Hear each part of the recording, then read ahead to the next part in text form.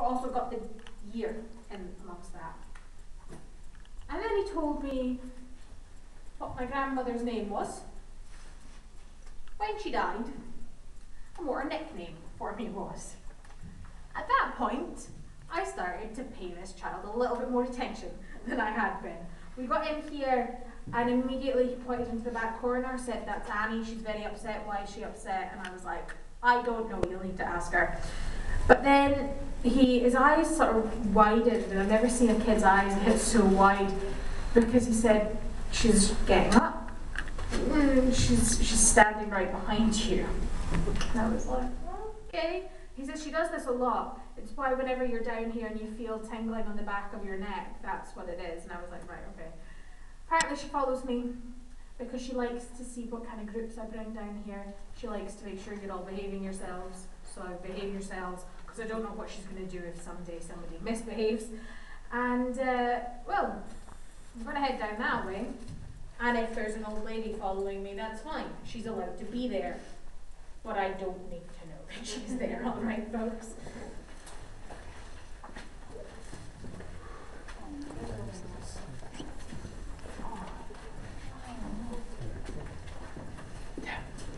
Now, ladies and gentlemen, if I can have you down these stairs, please do watch your head, and just stay in this area here. Don't go any further than that just now, because I can't be held responsible.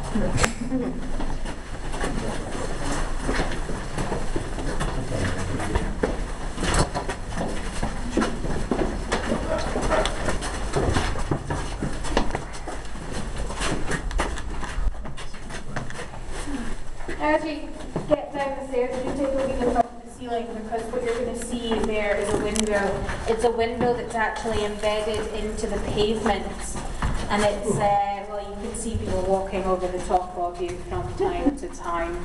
Haven't yet seen a man in a kilt, but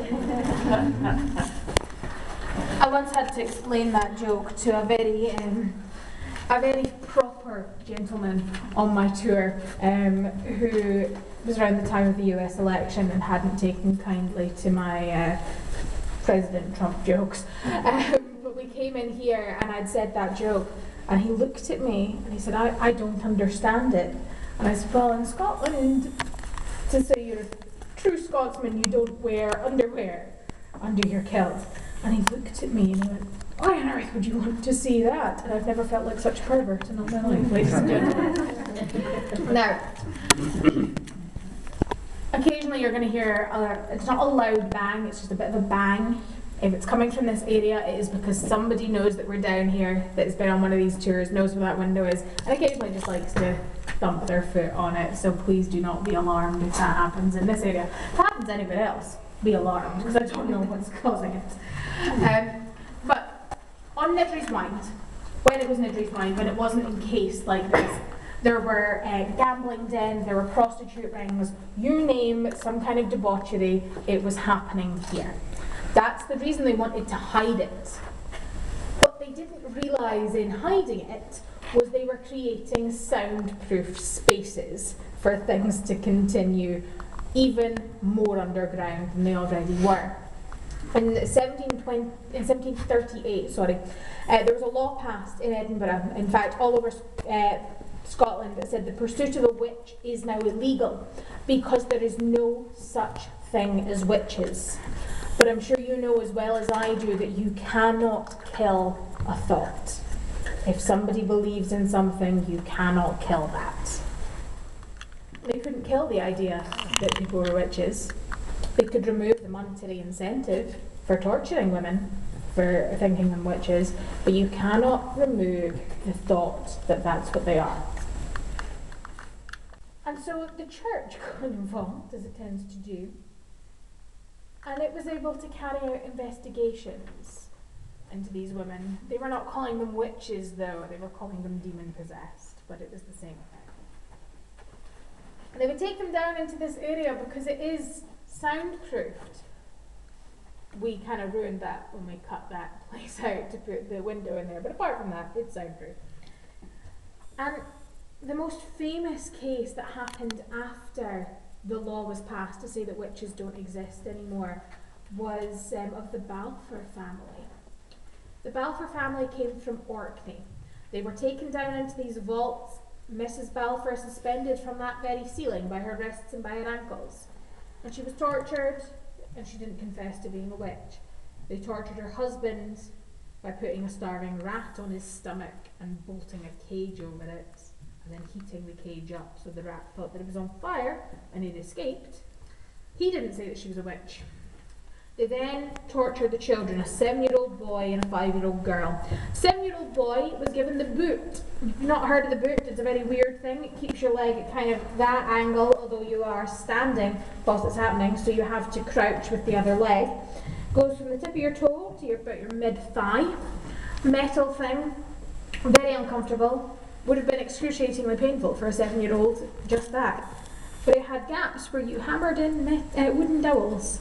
And it broke the skin, and it broke the muscle, and it broke the bone. Fortunately for him, he died very quickly. Unfortunately for him, it was from a heart attack. They caused a 7-year-old boy to have a heart attack because of the shock of the pain. They then brought out the 5-year-old girl, and they subjected her to the periwinkles. The periwinkles are a very Scottish invention. They're a twist on the thumb screws. The thumb screws are what they sound like. They're little vices that go around this most sensitive part of your thumb, where your thumb hits the rest of your hand, and they tighten around that joint.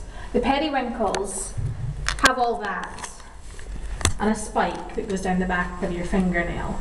So as that tightens, the spike goes further down. You get the picture. We don't know how the little girl died, but we do know she died because she didn't confess that her mother was a witch. They then cut her down, killed her, and left 4 bodies in the middle of that space that you're standing in. They brought another witch down, and she immediately confessed because she did not want what happened to the Balfour family to happen to her family. When I tell this story, people tend to have one of 2 reactions to Mrs. Balfour. Either she was incredibly brave for not confessing, or she was incredibly stupid for not confessing, and she let her children suffer. There is a third option that nobody considers, and that is that she was an Orcadian. Orkney is a very far away island. It takes about a day to get to if you drive there and then take a ferry. Can you imagine how long it would have taken to get there in the 1700s? And it's only historically recently been part of the UK. It used to be part of Norway. Mrs. Balfour did not speak English. She did not speak Gaelic, and she did not speak the Doric, which is used on the east coast of Scotland. She spoke a dialect of Norwegian. She had no idea why she'd been taken down here, why her family had been taken down here. The family had no idea. And they were tortured until they were dead, because they were making a point. I'm sure you've come across somebody that you don't speak the same language as at all. Very obvious, very quickly. But, well, like I said, you can't kill a thought. When we're down here, people seem to believe in that back corner there's a recessed doorway. They can feel not uncomfortable, but just like there's somebody watching them, making sure they're alright, keeping an eye on them, never leaves that area. But behind me, there's quite often people hear the noise of children running about and playing and giggling. And again, that's something I've never heard. Because if I heard children giggling behind me right now, there would be a Jessie-shaped hole in the ceiling, because I would be leaving as fast as possible. But do just keep that in mind as we head through here. Now you'll notice that there's a rather ominous-looking black hole. We are about to head in there. It's got a low ceiling. Please be careful and watch yourself on this set.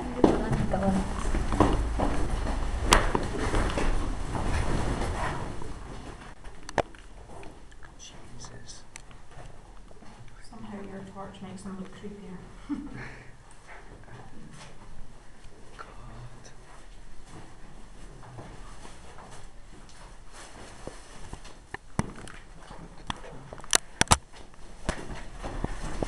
As most of you have noticed, we aren't alone in this vault. We have some friends. Now, if you think these are bad, oh goodness. Sorry, her head was attached the last time I was down here, which was an hour ago, so goodness knows what's going on there. These they have a purpose, and I think that purpose is primarily to freak me out, because it's a well-known thing in this company that I do not like dolls. In fact, at Halloween my boss put a Chucky doll down here because he thought that would be funny. I screamed. You never want your ghost tour guide to scream, trust me. But thing is, they're not relevant to what I'm talking about tonight. I will bring them back up. But what I want to say is right now we are in one of the arches of the bridge. We're right underneath the road. There's cars whizzing over our heads constantly. You can't beat it. And well, this room was used by the body snatchers. The body snatchers were men that went to graveyards, they dug up freshly buried bodies and they sold them to the university. And well, as warm as it is in here just now, can you imagine how much colder it gets in the winter? There's nothing to keep the heat in, and it is freezing. In fact, it can act almost like a fridge if you're needing to keep a body fresh. Now, the thing is, the body snatchers made a living from this. They got £10 a body, which is equivalent to about a month's wages. And the Surgeons Hall, the university, needed these bodies to dissect, to further their medical knowledge. There is a reason that Edinburgh University, for a long time, was the top of its field when it came to medical research. They were only meant to get bodies from the gallows. I hope you don't know what a hanged body looks like. I'm not going to describe it to you, but let's just say it's not the best for wanting to do medical experiments on. And well, you weren't allowed to leave your body to medical science, so this is the only other way that they were going to get these bodies. In 1828, we executed 2 men. The Surgeons Hall dissected 68. So it was quite a lucrative business. And they did keep their bodies in here from time to time. The only reason we know that is the first time that this room was ever excavated. 2 bodies were found in here that had DNA matches to tombstones that were in the graveyard already. They got permission from the family to exhume these coffins, and they were empty. So thankfully we were able to put them back into their coffins and rebury them where they should be. But like I said, none of that explains our little friends here. As sinister as they might look, they are here for quite a sweet reason.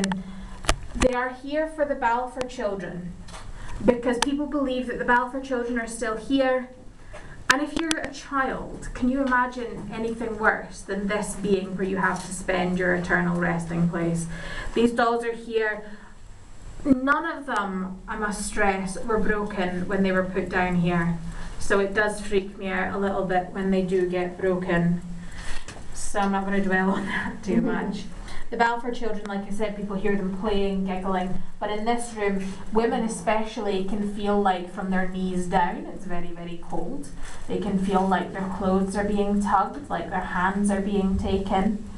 And well, gentlemen in this room, I think you probably get the raw end of the stick, because what people think, or people say the experience in here, male-wise, is stones being thrown at them. I don't mean like giant rocks, but I mean like pebbles being thrown at people. They can feel them hitting them, they can hear them bouncing off the walls in here. But do me a favour, folks, look at the floor.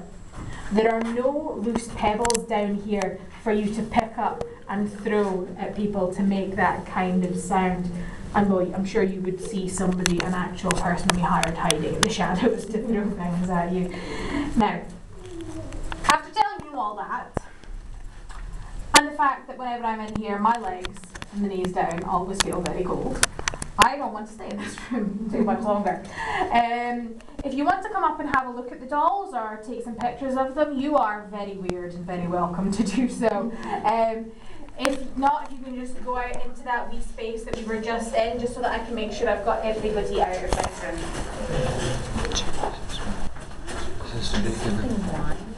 Nedry's wine. Yes. Yeah.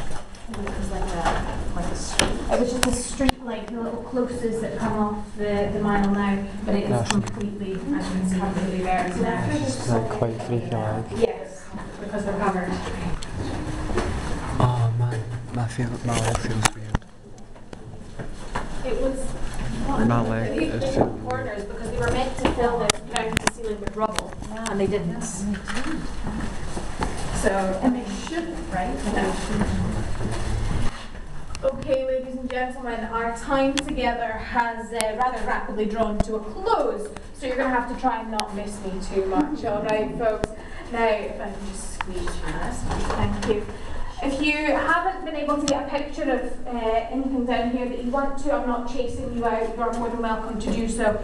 If you want to leave as well, you are more than welcome to do so. But I just want to say you've been a fantastic group, so thank you for that. I hope you've enjoyed yourselves. I hope you've been entertained in some respect this afternoon. We're City of Edinburgh Tours, and we would be very much appreciative if you could leave us a wee review on TripAdvisor. Tell us what you thought of your experience today, and if you like the tour, my name's on your ticket. My name is Jessie King, and if you didn't like the tour, my name is Jack. All right, so that's good fun.